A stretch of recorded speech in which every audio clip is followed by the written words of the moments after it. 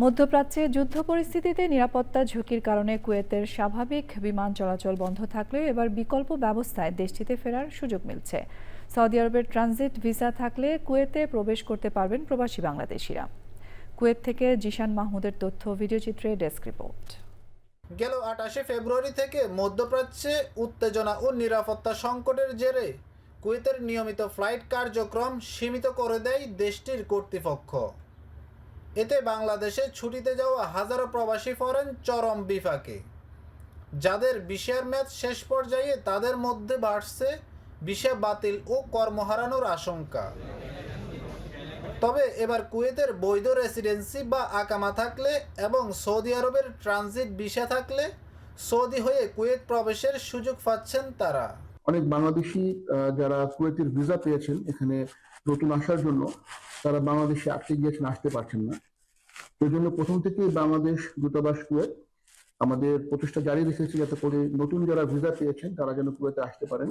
অনেকে ধার দেনা করে নতুন ভিসায় কুয়েতে আসার প্রস্তুতি সম্পন্ন করলেও ফ্লাইট বন্ধ থাকায় আটকা পড়ছেন বাংলাদেশেই। কুয়েতের শ্রম আইন অনুযায়ী নতুন ভিসায় কর্মীদের 3 মাসের মধ্যে দেশটিতে প্রবেশ করতে হয়, কিন্তু যুদ্ধ পরিস্থিতির কারণে সেই নির্ধারিত সময়সীমা শেষ হওয়ার পথে। ফলে দুশ্চিন্তায় পড়ছেন তারা। যাদের ভিসার মেয়াদ শেষ হয়ে যাচ্ছে তাদের ব্যাপারে আমরা যোগাযোগ করেছি কুয়েতের পররাষ্ট্র মন্ত্রণালয়ে, এবং যেটা আমাদেরকে জানানো হয়েছে যে বর্তমান যুদ্ধ পরিস্থিতিতে তারা নতুন করে কোনো ভিসা ইস্যু করছে না, বাট যুদ্ধ শেষ হয়ে যাওয়ার পরে সংশ্লিষ্ট ব্যক্তিরা তাদের কোম্পানি অথবা কেউ যদি তাদের বড় কফিলের কাছে কাজ করতে আসেন তাদের সাথে যোগাযোগ করলে তারা এখান থেকে নতুন ভিসা প্রিন্ট করে তাদের কাছে পাঠিয়ে দিলে তারা এখানে আসতে পারবে। নিয়ম অনুযায়ী 18 নম্বর আকামার ভিসাধারীরা সর্বোচ্চ 6 মাস ছুটিতে থাকতে পারেন, আর 20 নম্বর গৃহকর্মী ভিসাধারীরা 4 মাস পর্যন্ত ছুটিতে থাকতে পারেন।